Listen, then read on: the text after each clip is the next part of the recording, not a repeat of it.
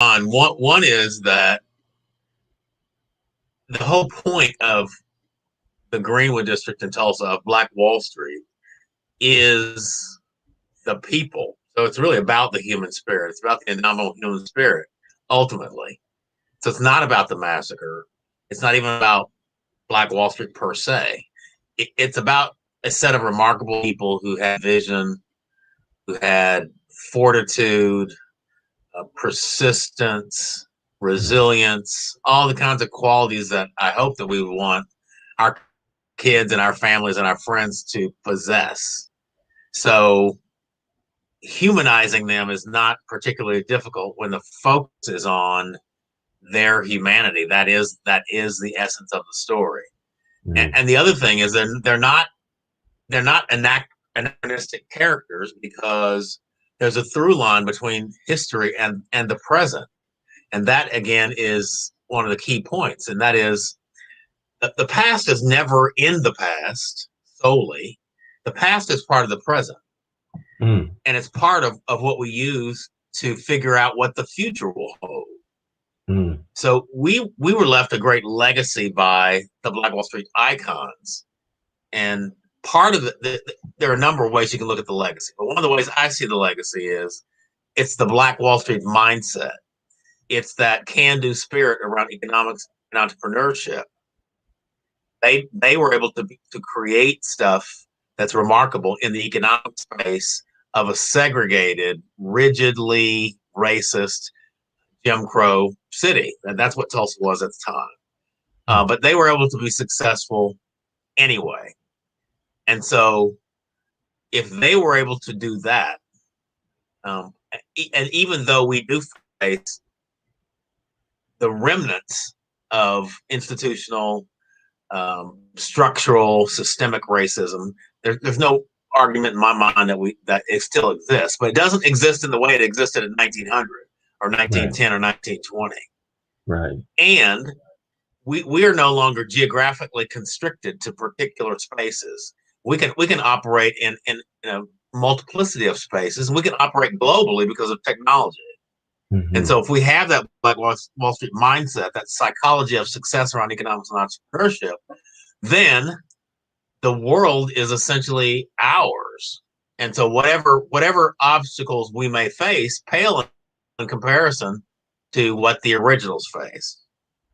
That is so beautiful. And I'm so happy that you said that, because this was something that was impelling me to have this conversation with you, not just to commemorate, as you say, the massacre, but to talk about the indomitable spirit that enabled individuals to come from all over the country in many instances, and to be able to build a place and space that was marveled at even today. One of the things that I wanted to, before we delve into that, I definitely have to bring up this question that many people asked me when I was, given the honor and privilege to find out that we'd have this conversation. And I'm truly excited to be in a phenomenality presence like yourself. But one of the things that people asked me was, what impelled him to do this work?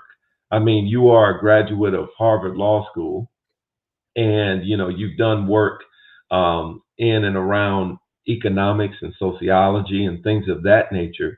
But what motivated you, or was the impetus that guided you into this particular work and this particular subject, which some over the course of history, as we all know, were a little hesitant to discuss this, felt it was too controversial, and maybe it could have gotten a little backlash that might have been adverse to your career and to your very livelihood itself. So what impelled you to make this a part of your life's work?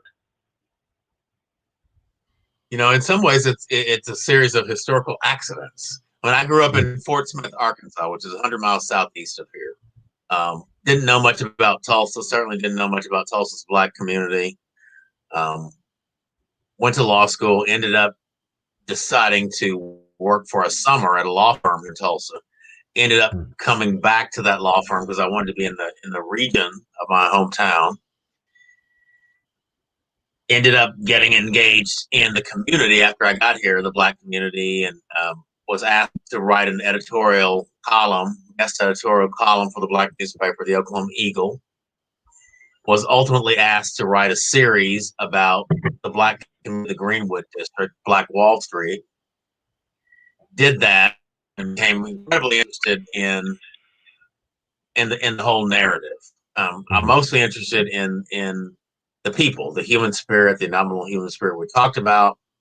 But there are two major aspects of the story, two particular kind of events or pivot points. One is the Black Wall Street, the development of the commerce in the community, and the other is the massacre itself.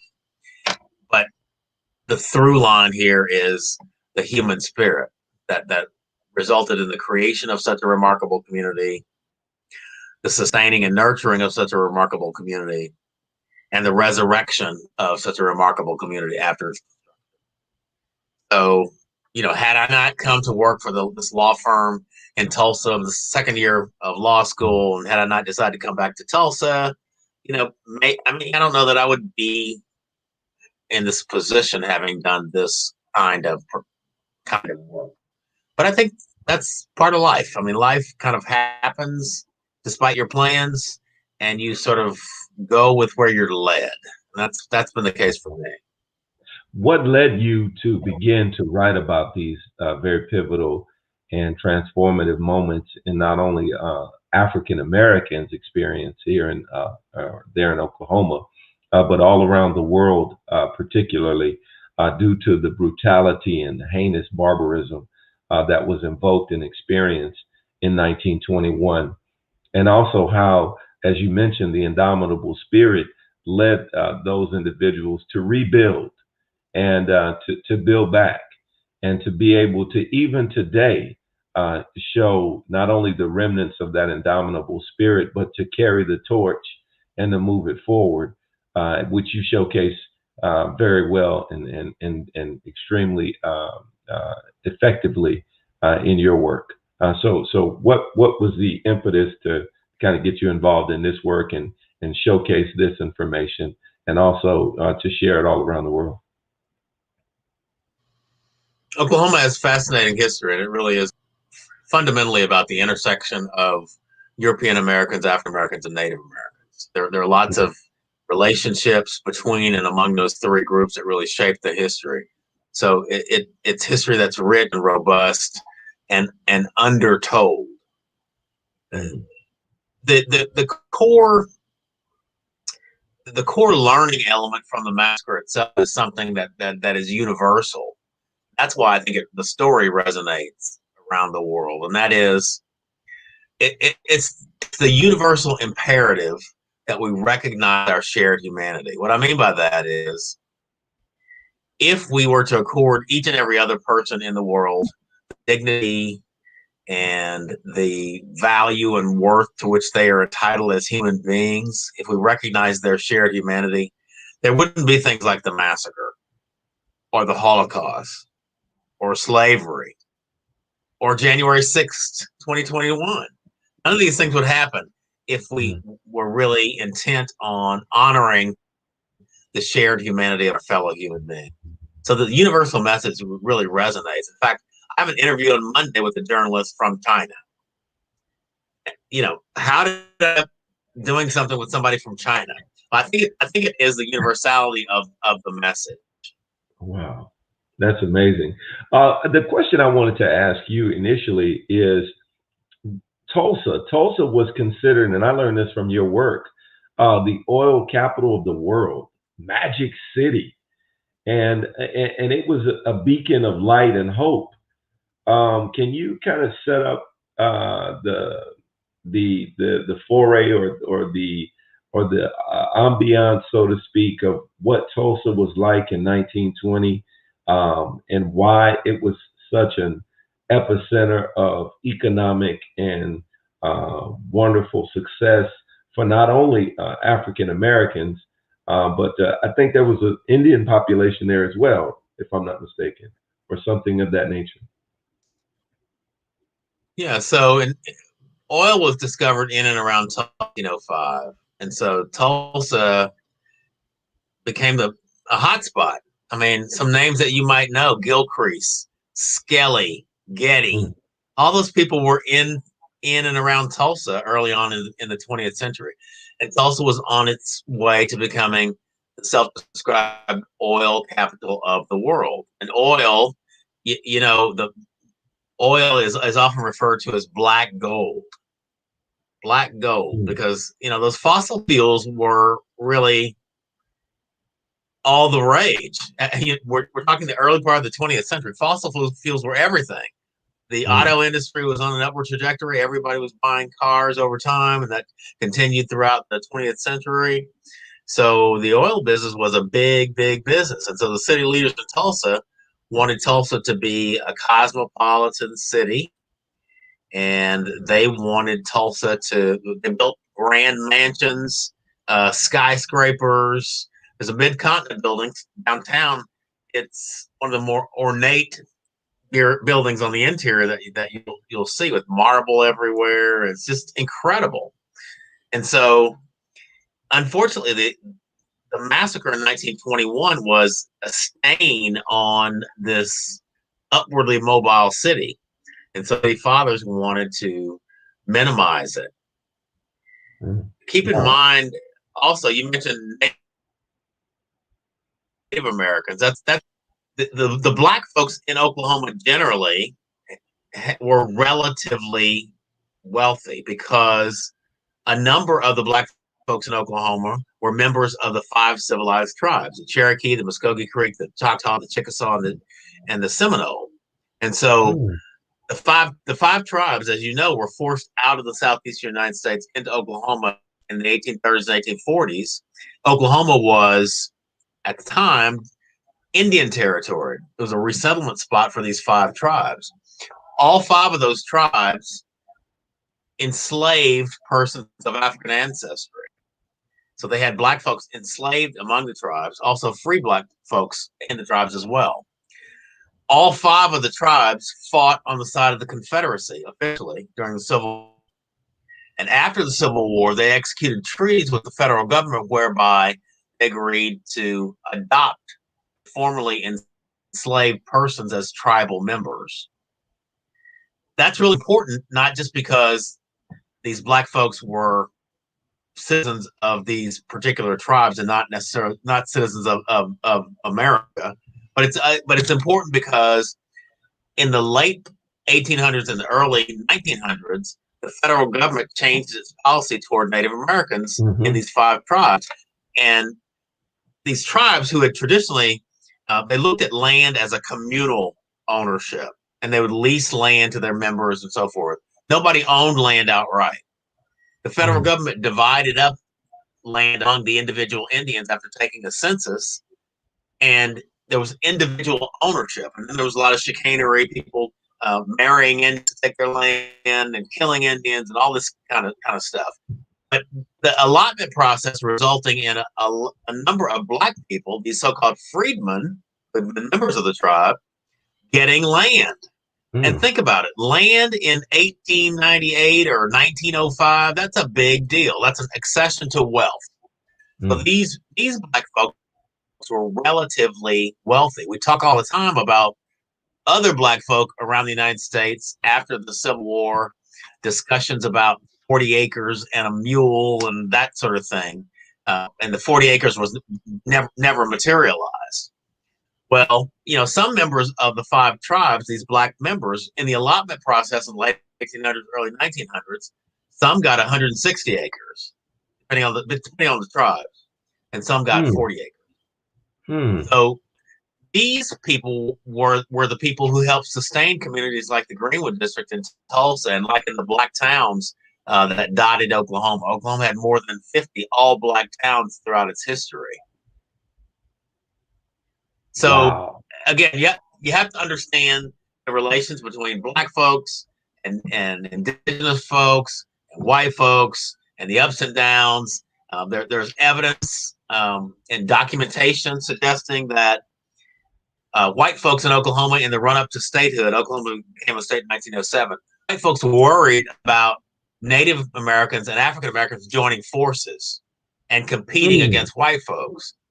Mm. So that was a real concern that was articulated in the press, for example. So Wow. this whole thing about race and racism and white supremacy, we need to take a careful look at it because there's abundant evidence of it and how it manifests in stories like this, the run up to statehood for Oklahoma. Mm. Wow. And I think that those are valuable lessons that we could take and use and utilize even today. There was something that you mentioned that I think is really important to go back to. You talked about the economic prosperity. And there is a quote that I love that you say. You say, these are Black folks in the early 19 teens and the early 1900s when oppression was really palpable and they were able to carve out this little oasis of prosperity.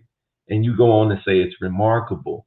One of the things I wanted to ask you is that I've read somewhere that the dollar was circulating 36 to 100 times in this tight knit community. And this is according to San Francisco Bayview.com. And a single dollar might have stayed in Tulsa for almost a year before leaving Black Wall Street, as it was deemed by Booker T. Washington. And your book goes into that and that details. Is that accurate, or is that a little bit of a hyperbole from your research and your analysis? What would you Well, say in terms of the economic situation? well, I would never use numbers just because how can I prove to you that a dollar in the Greenwood district in 1920 circulated 36 times or 37? There's no way I can prove that. So I would never say that. What I Right. would say is the general thought there is correct. And that is one of the reasons that the community was successful is because dollars did stay in the community because it was a community of necessity. The reason the Mm, Greenwood district existed as a business community was because the Black folks faced an economic detour. mhm, Imagine them literally going to the gates of economic opportunity in downtown Tulsa and being turned away back into their own community. So they went back into their own community. They created these businesses. They had professionals, doctors, lawyers, dentists, accountants, and they traded with one another. And even the people who worked outside the community. If you were a woman and you're a domestic in a white household in South Tulsa, yeah, you go over to that house and you work there. You might spend a night or two there, depending on what's going on. But when you're given your pay, you take your pay and you come back into the Greenwood district mm, and you mm, get your hair done, you get a sandwich at the restaurant, you go take your dry cleaning, you go visit your doctor and your dentist, you go to the movie on Saturday night. You're bolstering the economy out of necessity, and dollars are by definition circulating within the confines of that economy. But I don't understand how it's possible to know with any certainty how many times the dollar circulates. mm. Wow. And the Uh, danger of saying the dollar circulated 100 times in the Greenwood district is it allows people to undermine your credibility because you can't prove that. that's very, very true. That's very, very true. And that's why I had to ask you that because I've seen this purported numerous times on a variety of sites. And it makes me wonder, first of all, how did they acquire that information? And then, it also makes me think, okay, what was really going on in Greenwood, and how can we duplicate that if that's the case? But I think that you give a more cogent and more salient evaluation and analysis. I think that's important. Now, there was one quote that I did find that talked about Dr. Simon Berry. And I kind of want to just ask you this. Who was an entrepreneur or someone in the community that was not only successful in terms of, capitalistic monetary terms, but was that indomitable spirit that moved and motivated you to want to learn even more and showcase even more of not only their particular prowess, but the overall prowess of a community that seemed very tight knit and seemed extremely focused on values that were beyond just making money. that we're talking about integrity and character and those things that we can emulate today to do an even better job of living and living out our purpose.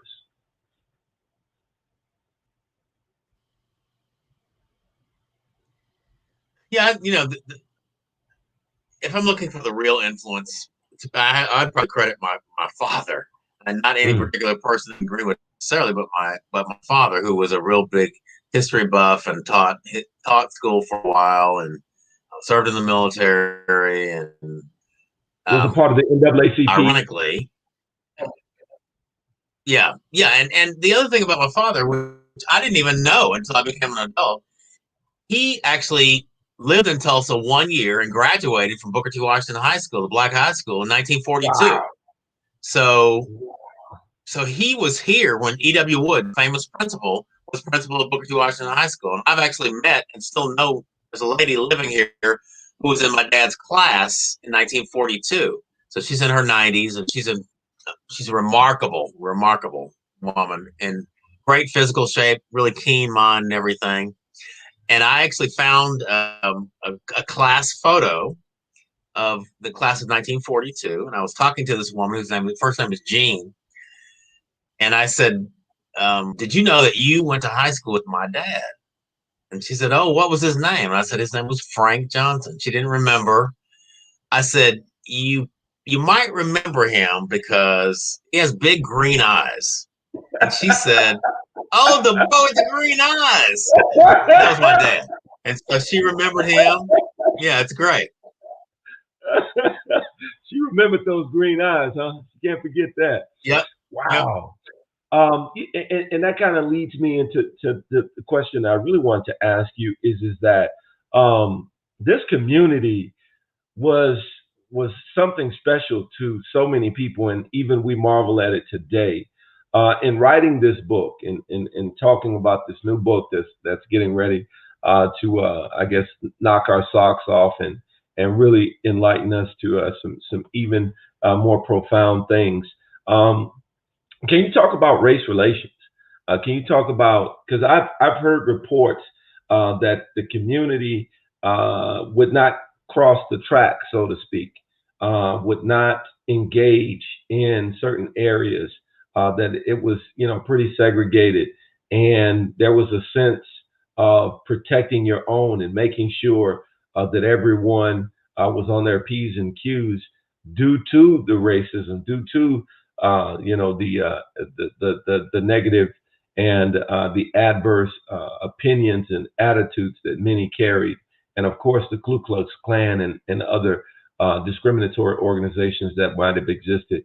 Can you talk about how did the community protect itself, and what was the values that were leading and guiding that community?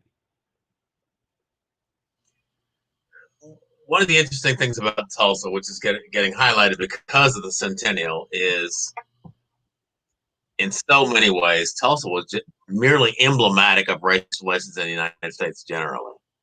What happened Mm. in Tulsa, in terms of scale, was greater because the community was well developed economically. The Black community was, but the nature or the character of the event that was the massacre is not unique in any way, really. I mean, it comes on the heels of 1919, the summer and fall of 1919, Red Summer, according to James Weldon Johnson. More than 24 major so-called race riots all across the United States. These are largely assaults on Black communities in New York and Philadelphia, places you might not imagine. Washington, D.C., Chicago, Omaha, Nebraska, Elaine, Arkansas, Longview, Texas. So, and the other thing is, simultaneously, lynching is going on. Black people were being terrorized. Lynching is domestic terrorism, and even in Oklahoma, between statehood in 1907 and the year before the massacre, 1920, there were 33 lynchings in Oklahoma, at least 27 of the 33 victims. So it's open season on Black people in the early 1920s. There's just no question about that in my mind. And so people to be able to eke out any level of success against such oppression, such anti-Blackness. I like to call it, be very direct and call it what it was, anti-Blackness. Mm. is truly remarkable. Truly Wow. remarkable. Wow. And leading that wonderful and beautiful statement into this next particular question I had for you, because this was something that I heard, and you were talking about a 90-year-old individual that was familiar with your father, and yeah, I would imagine that he's gone on to glory, and want to definitely give my condolences. But Miss Fletcher, there was, and she recently was in the hallowed halls of Congress, and she made a statement, and I think you might have seen it when you first came on the link. She says, and they asked her what her experience was of the massacre, and I just wanted to set this up because it was so alarming and harrowing to me when I heard her say these words. She said, "I still see black men being shot, black bodies lying in the street. I still smell smoke and see fire, and I still see black businesses being burned. I still hear airplanes flying overhead. I hear screams." Um, when I heard that, I was just taken away with like, how, why, and and I'm wondering to you in writing this book and doing all of this research, do you ever sit back and say, why, how, and does it ever hit you personally?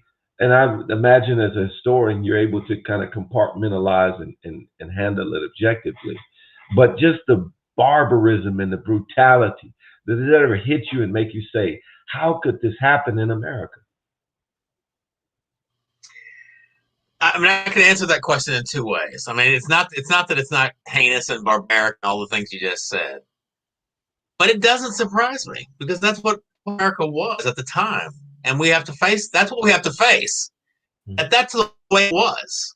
I mean, this was an anti-black space, and if you subscribe to a white supremacist mindset, then black people are either inferior or they're subhuman.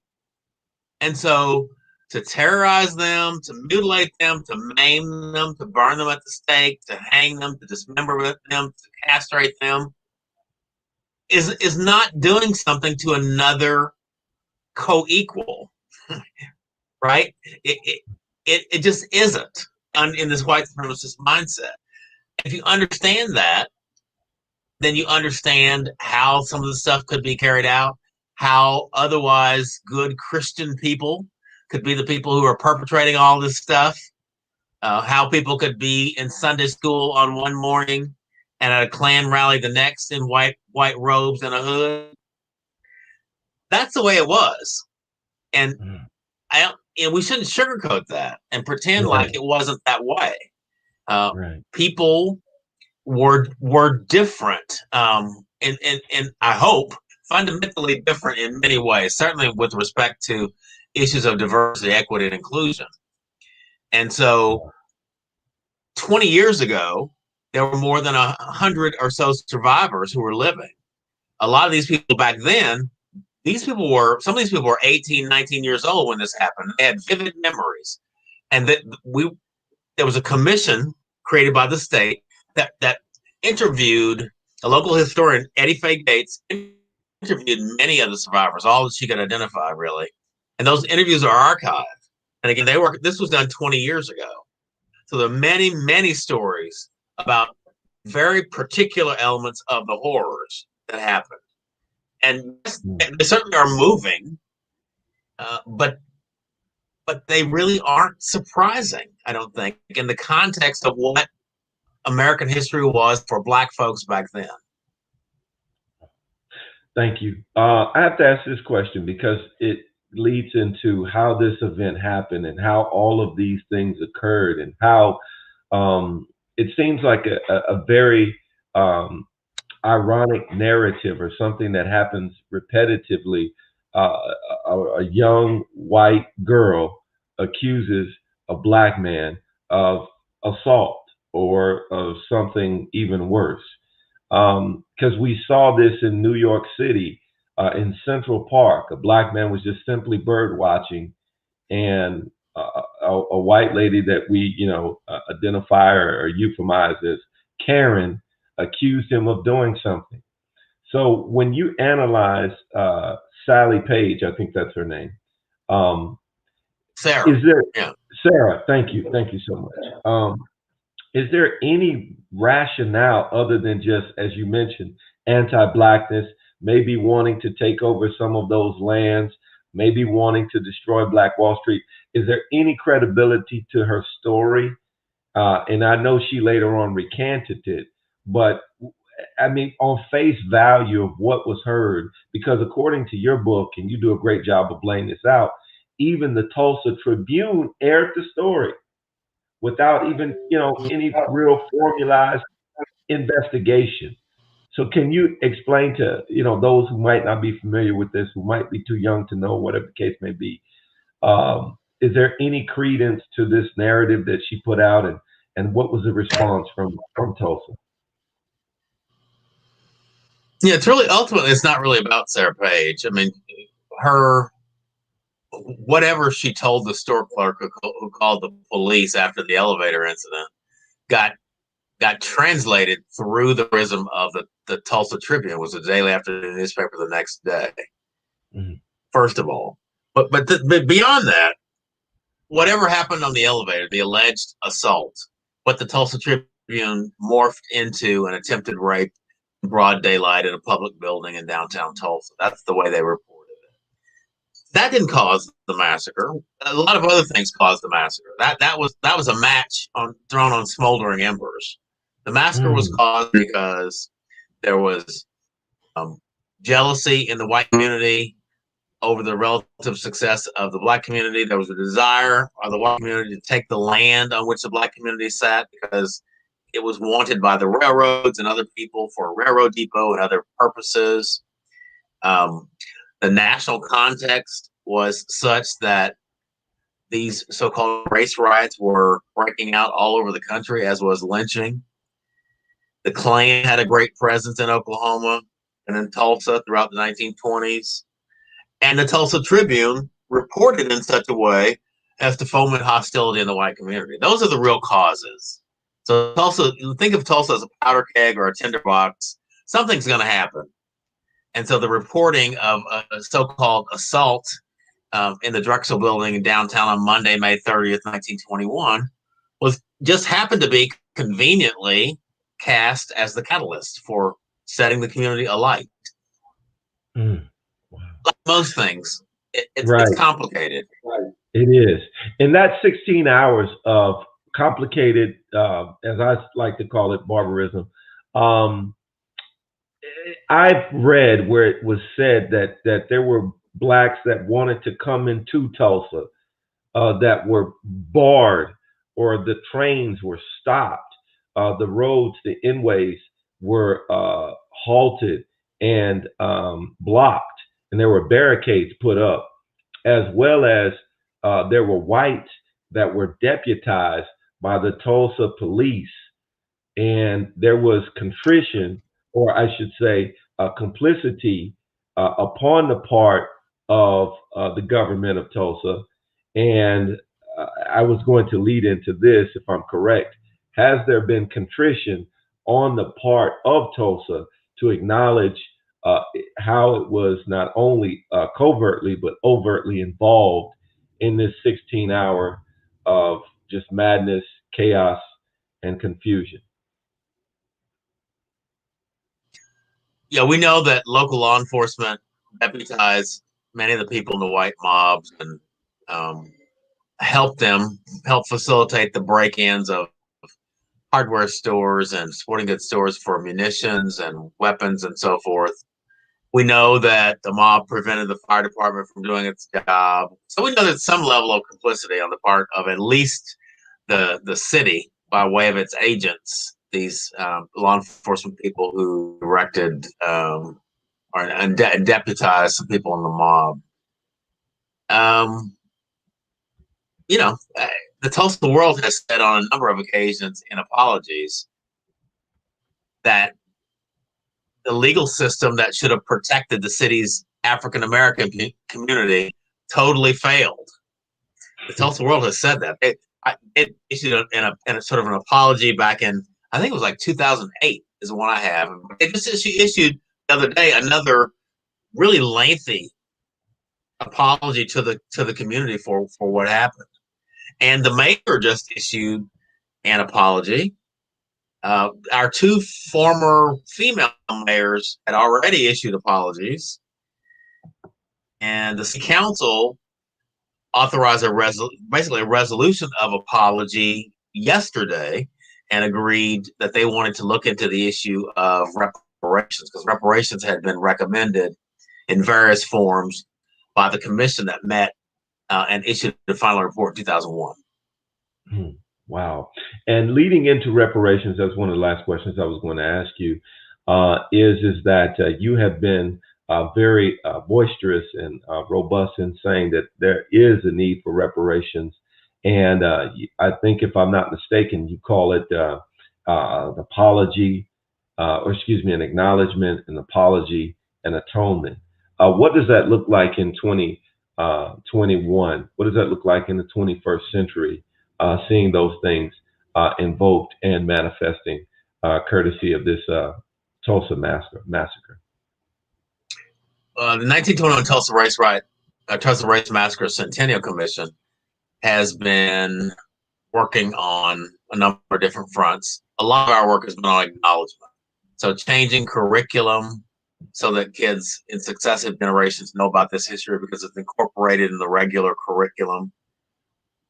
Creating teachers' institutes so teachers can be immersed in the history and develop a sense of cultural competence around the history, whereby they feel like they're able to teach it in a compelling way. Also, in our teachers' institutes, we often have teachers look at and develop sample curriculum and critique one another, which is valuable. We develop a documentary about this history. We built Greenwood Rising, a world-class history center that it just opened yesterday, by the way, and Wow. it'll fully open in July. But it was built at a cost of about just about 18 million five, and it tells the whole rich narrative of the Greenwood district. So we're proud of that. Apology. I've talked about the apologies that have been issued. Several years ago, I think it was 2012, our former police chief, Chuck Jordan, issued a public apology on behalf of the Tulsa Police Department for its dereliction of duty back in 1921. That was really important. And so it was an important step to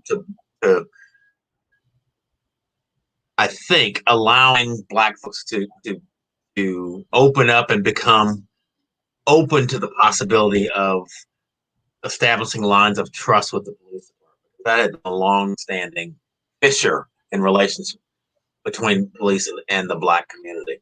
When I talk about apology, I'm not talking just about literal apologies. I'm talking about working to develop in the community senses of compassion and empathy so that we understand what trauma looks like from historical racial trauma, and we understand how to support victims of that trauma.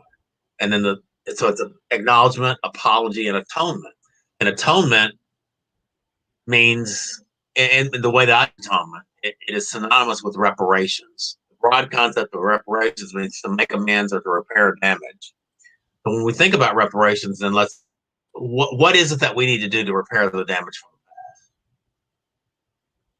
I think it's a mistake to only talk about cash reparations to living survivors and descendants. That is one form of reparations. But when we think about reparations, we need to think about a bundle of possibilities. Cash reparations to survivors and victims of trauma, yeah, that's one form. Probably the hardest to actually implement, but that's one form. But so is investments in the community, economic investments in targeted communities like the Black community, economic investments in the educational system such that the curriculum is reformed and people actually know about this history and can learn its lessons and not repeat the behavior. Investments in physical assets like museums, parks like John Hunt Franklin Reconciliation Park, which is a space in which people can come together, reflect, remember, and actually begin discussions that are necessary to moving us farther along the road to reconciliation. So when we think about atonement, making amends, or reparations, making amends, let's think broadly and think about all the possibilities. They're not competing, they're complementary. So we can do all these things. Some things take more time than others. Cash reparations, when they have come, generally have come. I think I can think of two really good examples of cash reparations for this kind of trauma. Cash reparations were provided to Rosewood descendants, survivors and descendants. Rosewood, Florida massacre in 1923. Cash reparations were provided to people who had been interned during World War II, people of Japanese ancestry. They came as a result of the legislative process. The Rosewood folks got reparations from the Florida legislature. The people of Japanese ancestry got reparations from the United States Congress. So reparations through the court system, which is what we've tried here, I just think it's a difficult route. And the probability of success, in my estimation, is less than 50%. Doesn't mean we shouldn't try it, but it's difficult. And then once assuming that we were able to get a pot of money for cash reparations, then we also need to remember that we have to do some pretty difficult work in defining who gets what. So who is a survivor? What's the criteria? Who is a descendant? What's the criteria? What's the level of proof? How do we allocate the money? Does everybody get the same thing, or different people get the same thing? You have to be somebody who was damaged to be within the definition. If you're a white person who lived in the Black community when the time of the massacre and you're a survivor or a descendant, do you get to share in the money as well if there's a pot of money? There are a lot of questions that need to be answered. Again, just because there are questions doesn't mean that we shouldn't do it. It just means we need to understand the complexity of some of these things. Correct. And that's why it's so important to have work like yours, which gives us not only greater understanding, but it also clears up some of that complexity with a great amount of information and evidence. I want to applaud you, and I really appreciate all of the work that you're doing. We're going to make sure that we tell our listeners to get your next and the newest book, I should say. Can you please tell us a little bit about it just quickly, and why people should go out on Amazon, or they can go to the website and pick it up tonight if they'd like. And I guarantee that they will get an enormous amount of information. Black Wall Street 100, American City Grapples with its historical racial trauma. It really answers the question, how is the Tulsa of 2021 different from the Tulsa of 1921? In other words, what have we done to move ourselves along the road to racial reconciliation, and what work remains to be done? And I think that it's really instructive for communities all across the country, because Tulsa is by no means the only city in the country that has the legacy of historical racial trauma. I've mentioned a few of the cities that you might not think about: Chicago and Philadelphia and Baltimore and New York, Memphis, Elaine, Arkansas, Longview, Texas, Omaha, you name it. And in places I haven't named, think about places where lynchings occurred. Between the collapse of Reconstruction in 1877 and the peak of the Civil Rights Movement in 1865, there were almost 5,000 lynchings in the United States, and most of the lynching victims were Black. Your city might have been the site of one of those lynchings. That's historical racial trauma too. Wow, that's heavy. And people definitely have to get this book.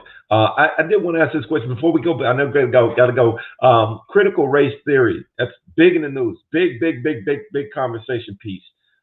Your work is doing an amazing job of not only bringing to remembrance these past occurrences, but also contextualizing how we can use this information to move forward as a better society. Just give me one sentence on what your perspective is in terms of critical race theory. Should we focus on it, or should we focus on something else? I don't know anybody that I talk to on the street or at meetings that's bringing up um, something called critical race theory. So that's mostly an academic. It's an academic construct. So I just think of when I think of critical race theory, I think it's helpful, but I don't think that's something that people generally are talking about. Mm. It's helpful to right wingers who want to pretend that there's a boogeyman out there. So to me, critical race theory has to do with looking at the world through the prism of race and seeing what it is about our structures and our institutions, our systems that turn on race and create differential outcomes based on race. And the reason for doing that is so that we can create an equitable society. What is wrong with that? I don't understand what the problem is. So the reaction to it comes from a place of, I'll just be perfectly honest, white fear and white fragility. It comes from a place of people who are recognizing the demographic changes in the country and are fearful of losing the power and privilege that they've accumulated over centuries. So attacking critical race theory is, kind of it's really a solution in search of a problem that doesn't exist outside the minds of a certain group of folk. Again, I don't know any 10th grade history teacher who is doing classes on critical race theory. I mean, I don't know anybody who does just ordinary standard diversity, equity, inclusion work who is talking about this academic theory of critical race. And I think it's motivated by fear. And if you this sort of the ploy of using critical race theory is actually quite brilliant, because you're using a concept that people don't understand with a name that sounds a little bit forbidding and foreboding. So you're scaring people just by using those words. They don't know what that is, and you're telling them that this is something that's sweeping the country and is really dangerous to us. And you're in this echo chamber. Many of us are in echo chambers in terms of the media consume that just reinforces our beliefs and fears. And so you can understand how it's gotten out of hand and legislation's being passed, and it's just crazy. Wow. I really appreciate your candor. I appreciate your honesty. And it's no other way I can close this out other than just saying, again, you're a phenomenality of magnificence. And I can't think of a better name to name you than Hannibal, because Hannibal means gracious. You've been extremely gracious, and I thank you for your patience and your time. And definitely want people to pick up the book, because I think it will be transformative, extremely insightful, and I think it will help our society mend, heal, and become stronger, better together. Thank you, Mr. Johnson, and you have a wonderful and blessed evening. All right. See you later. Good evening. Take care. Take care.